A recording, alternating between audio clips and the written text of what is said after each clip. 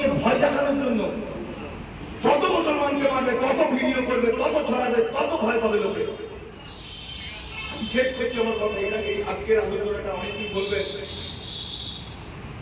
এই যে ইসরায়েল আর ইরানের যুদ্ধের সময় রাশিয়ার একজন সামরিক প্রধান একটা দারুণ কথা বলেছিল, যে কথার সঙ্গে আমার মিল আছে। আমি খুব মানি। সে বলেছে, আমরা যারা বন্দুকের লড়াইটাকে মৃত্যু বলে মনে করি, মুসলমানরা সেটাকে জান্নাত বলে মনে করে। আমি তার সঙ্গে যুক্ত করছি। শত শত বছর ধরে আক্তার বখতিয়ার খিলজি, ইখতিয়ারউদ্দিন বখতিয়ার খিলজি আসার পর থেকে এই ব্রাহ্মণ্যবাদীরা সবচেয়ে ভয় পায় মুসলমানদের, সবচেয়ে ভয়ে আতঙ্কে থাকে।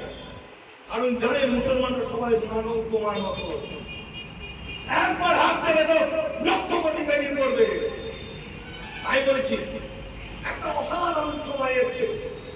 আমাদের এতদিনের পাপ ঝরে যাবে, আমাদের ব্রাহ্মণবাদ মন্ত্র বিশেষ হবে। বাঁচার জন্য হিন্দু মুসলমান হাতে হাত মিলিয়ে লড়াই করবে এবং আমাদের জয় হবে। তাই আগামী দিন কিভাবে পরিকল্পনা, ছোট ছোট ছোট ছোট ছোট মিটিং, তারপর তাদেরকে নিয়ে একত্রিত করুন। তারপরে একটা বড় ডাক দিন।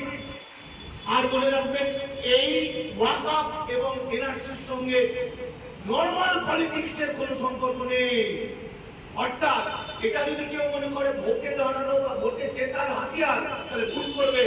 কারণ এই সমস্যা প্রত্যেকটা মানুষের সমস্যা, এ পারেরই হোক ও পারেরই হোক, হিন্দুর হোক মুসলমান হোক। কারণ 100 বছরের তথাকথিত হিন্দু রাষ্ট্র আমরা বর্ণ ব্যবস্থায় করে যাচ্ছি, আমরা দাস ব্যবস্থায় করে যাচ্ছি। এই বলে আমি আমার কথা